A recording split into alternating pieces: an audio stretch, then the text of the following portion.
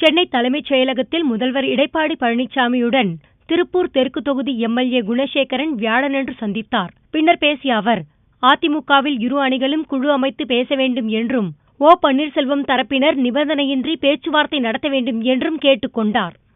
புரட்சி தலைவி அம்மா அவர்கள் மறைந்த பிறகு ஏற்பட்ட கசப்புணர்வுகளை எல்லாம் மறந்து இன்று இரு அணிகளும் ஒன்றாக இணைய வேண்டும் என்பதற்காக ஒரு நல்ல முடிவை எடுத்துக்கொண்டு நாங்கள் 122 எம்எல்ஏக்கள் அமைச்சர் பெருமக்கள் எல்லாம் சேர்ந்து இன்று கட்சியில் நல்ல முடிவெடுத்து நாங்கள் நேற்று மூத்த அமைச்சர்கள் எல்லாம் அறிவித்தார்கள். குழு அமைத்து பேசப்படும், அந்த இரு அணிகளும் ஒன்றாக இணைப்பதற்கு உண்டான நடவடிக்கை எடுக்கப்படும் என்று சொல்லியிருக்கிறார்கள்.